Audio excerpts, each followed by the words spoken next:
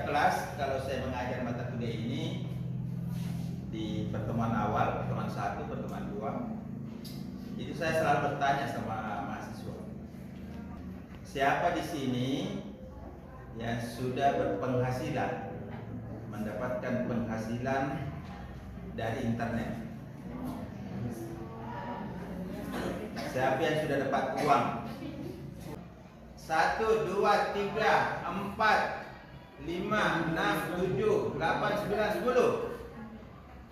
10 aja? Berapa mahasiswa di kelas ini? 38. Berarti masih ada 28 yang belum berpenghasilan. Ya, jadi yang 28 mengongkosi yang 10. Yang 10 dapat keuntungan dari internet, yang 28 mengongkosi dan ambil dari uang orang tua. Nah, saudara sekalian, saya kalau bertanya seperti ini di kelas, kelas ini termasuk yang paling banyak yang pernah saya dapatkan. Biasanya rata-rata itu 6, 5, 4, ada 3, bahkan pernah juga ada kelas tidak ada sama sekali. Nah, saya ingin menggambarkan saudara sekalian bahwa kemajuan teknologi yang terjadi di satu sisi dengan manfaat yang kita peroleh itu tidak selalu sebanding atau beriringan. Ada kejadian teknologi berlari dengan cepat, kita tertinggal di belakang. Ada juga teknologinya berlari cepat, kita bisa berjalan sendiri. Ada juga yang teknologinya berlari cepat, dia lebih cepat lagi larinya. Nah, yang celaka, teknologi berlari cepat, dia malah mengalami banyak kemunduran, mengalami banyak permasalahan, mengalami banyak kerugian, bikin dosa. Jadi saya ingin yang pertama mengatakan kepada Anda, jadikanlah teknologi ini sebagai kesempatan, sebagai peluang untuk maju, untuk mendapatkan uang, untuk mendapatkan prestasi. Kemajuan teknologi tidak menjamin Anda berhasil, tidak menjamin Anda menjadi lebih kaya, lebih pintar. Nah, ada yang disebut dengan digital dividing.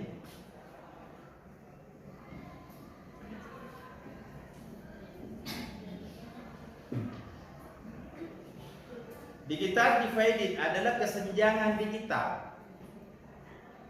yang terjadi antara orang-orang, rumah tangga, daerah, negara yang bisa mengakses dan menggunakan teknologi secara efektif, secara betul-betul berdaya guna, dengan orang-orang yang tidak mampu mengakses teknologi, dengan keluarga, dengan organisasi, dengan negara yang tidak mampu memanfaatkan kemajuan teknologi.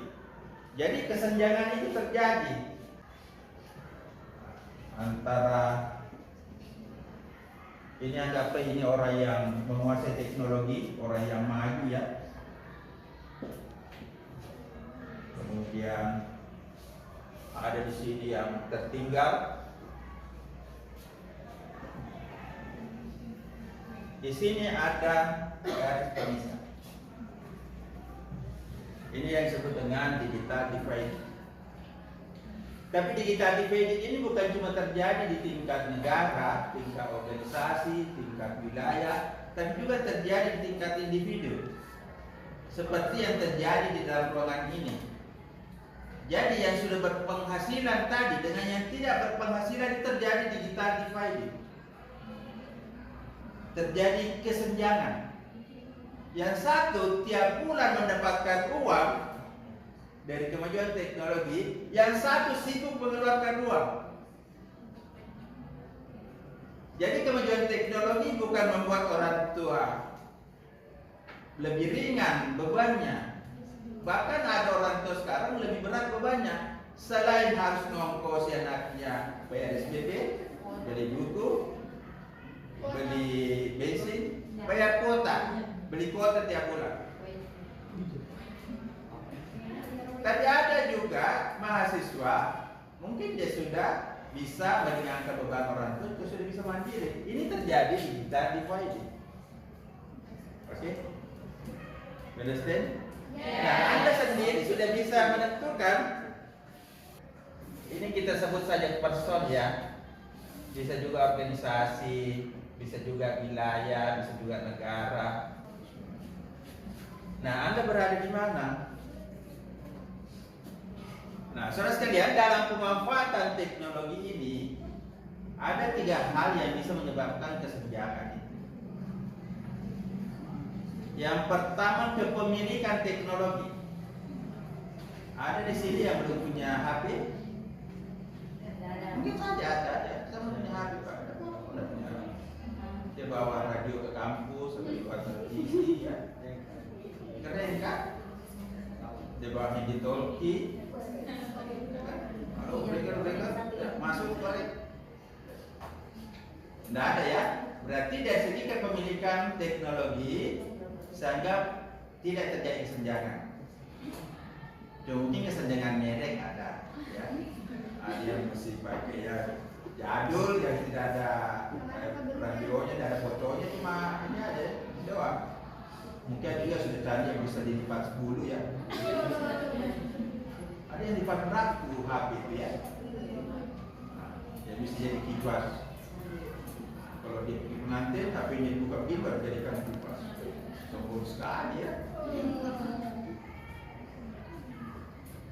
Tapi yang sebelahnya juga tidak mau kalah. Langsung kasih keluar kopinya, dia pendek langsung muncul kipas di. Temannya juga tidak mau kalah, dia buka songkonya bahas songkonya.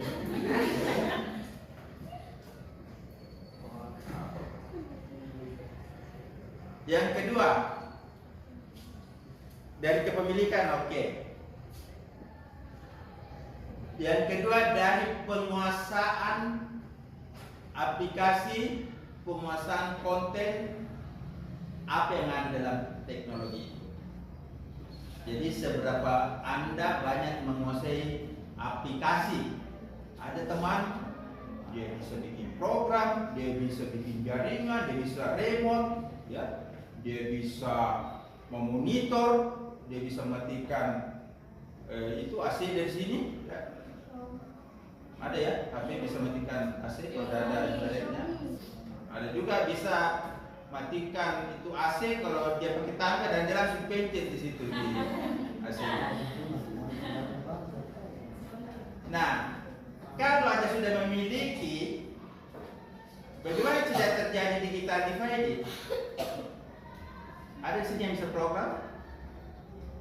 Ada yang bisa program sini? Tidak ada? Bisa?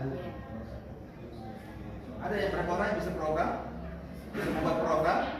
Tidak ada? Ada yang bisa men-setting jaringan? Tidak ada? Ada yang bisa maintenance? Ada yang bisa mengoperasikan sistem informasi?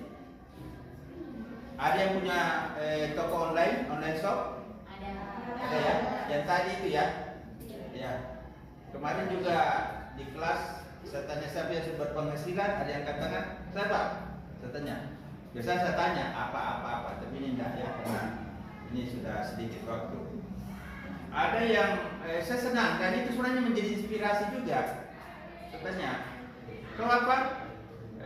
Saya bawa Gojek, Pak. Oh iya tahu, Pak. Dia sudah penghasilan dari Gojek. Gojek itu aplikasi, dia tidak malu. Alhamdulillah. Jadi pelatihan bawa Gojek itu sudah masuk itu tadi, mengatasi kesenjangan. Kemudian ada juga dulu yang bikin wifi remote wifi. Jadi dia bikin satu dia menyewa wifi, kemudian dia bikinkan antena pemancar dan dia sewakan kepada orang di radius tempatnya tinggal. Dan dia pakai IP, jadi dia pakai nomor-nomor akses. Wih, sudah di mana belajar begitu? Jadi dia menyewakan itu wifi, tapi dia pakai itu saluran pemancar dari tempatnya tinggal. Kebetulan dia tinggal dekat-dekat rumah gitu. Dia bilang, saya sudah bisa berpenghasilan, Pak. Walaupun saya pergi kampus, saya sudah berpenghasilan beberapa juta per bulan. Ada juga dulu dia membuka online shop dengan menjual barang-barang branding second. Branding. Jadi dia beli sepatu, beli celana, dia bikin banyak cakar. Kakak di situ dia pergi yang cari yang branded, kemudian dia laundry, kemudian dia baca di Instagram, penjualannya banyak. Dan saudara sekalian, pemesan konten, pemesan aplikasi itu penting. Dan ide banyak. Jadi itu yang tadi masih minta uang dari orang tua, minimal bulan depan atau 3 bulan depan Anda minimal untuk beli kuota jangan minta sama orang. Cari sendiri, ya, cari sendiri. Bagaimana cari sendiri? Ini tadi ada 10 orang, 3 orang bikin magang di situ, bikin ikut di situ di temannya 10 orang tadi.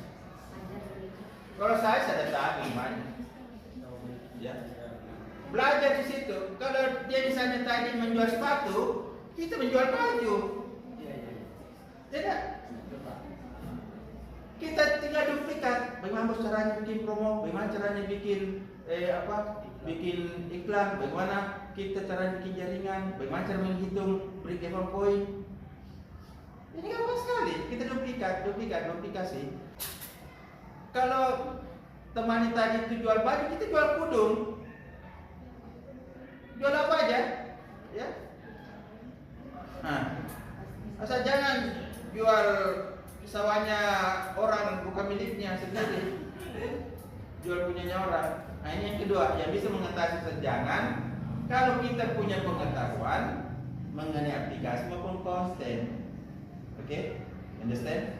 Yes. Yang ketiga, kemampuan memanfaatkan kesempatan.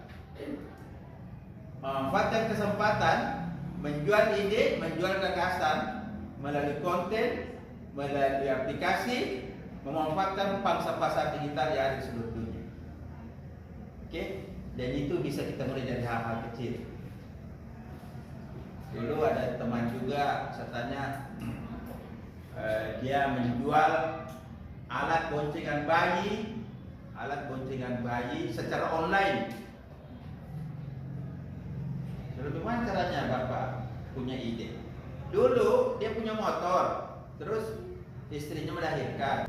Nah, waktu sudah punya anak, mau kemana-mana repot. Dia cari, ternyata ada alat kursi boncengan bayi yang bisa dijual dan dipakai di motor, simpan di motor. Dia pesan dari Jawa. Dipasang di motornya, pakai keliling-keliling kompleks. Tetangganya bertanya, asik juga ini ya. Di mana kita pesan itu bilang? Order ke saya saja. Banyak pesan, dia pesan beberapa itu banyak. Kemudian dicoba posting di media sosial. Ternyata banyak orang pesan. Lama-lama itu dia pesan berapa ratus, berapa ini. Pembelinya ada yang dari Papua, ada dari Sumatera, banyak sekali orang beli. Jadi sebenarnya gampang sekali itu kita berbisnis sekarang. Yang penting kita punya gagasan aja, kita punya ide. Saya juga dulu banyak mengundang saya jadi trainer, jadi motivator. Itu karena saya punya blog, ya. Walaupun sekarang setelah COVID jarang lagi. Jadi manfaatkan. Jangan malu menjual. Malu kita minta atau melakukan minta juga sekali-sekali tidak apa-apa. Kalau minta terus malu juga. Tapi kalau kita melakukan hal yang benar, pasti itu ada hasilnya, ada baik. Minimal membangun konten, membangun online shop, ya, supaya tidak terjadi yang disebut dengan kesenjangan digital. Nah, salah satu tujuan mata kuliah ini sebenarnya pertama, bagaimana Anda bisa memiliki keterampilan aplikasi dan pemesanan konten. Tapi yang lebih penting sebenarnya bagi saya, Anda terbuka pikiran-pikiran untuk memanfaatkan kesempatan dunia digital untuk mendapatkan profit atau benefit. Profit itu mendapatkan keuntungan dalam bentuk finansial atau benefit. Benefit itu banyak. Misalnya Anda belajar keterampilan bahasa Inggris, bisa jadi. Dulu kita nggak mungkin kita mau belajar bahasa Inggris lewat online dulu zaman saya. Kita harus kursus. Sekarang kan ada. mau belajar bahasa Arab, bahasa Inggris itu ada. Dan itu jenjangnya ada. Saya pernah buka. Jadi misalnya hari ini atau minggu ini kita belajar level 1, level 2. Banyak sekali, ada juga khusus online untuk mengaji online. Banyak sekali. Ini benefit. Oke? Nah, jadi saudara sekalian, ini 3 kuncinya supaya kita tidak mengalami digital divide, kesenjangan digital. Karena masa depan itu nanti sudah berbasis digital. Orang sekarang sudah berlomba-lomba masuk ke dunia digital. Hampir semua pelayanan yang ada sekarang itu sudah berbasis digital. Mau bayar pajak sudah digital, mau urus KTP bisa pakai digital, walaupun manualnya ada juga. Mau belanja online ada juga. Nah, saudara sekalian, ini untuk penguatan. Minimal Anda sudah mempersiapkan kemajuan digital untuk menunjang, untuk memperkuat kompetensi keilmuan. Semua keterampilan yang Anda butuhkan, coba Anda bangun lebih dulu dengan menggunakan fasilitas digital. Misalnya mau belajar bahasa Inggris, mau belajar aplikasi, mau belajar menulis, mau belajar public speaking, mau belajar videografi, fotografi, bikin aja dulu. Mau belajar jurnalistik, itu semua tersedia fasilitasnya dalam aplikasi maupun jaringan online. Itu ada.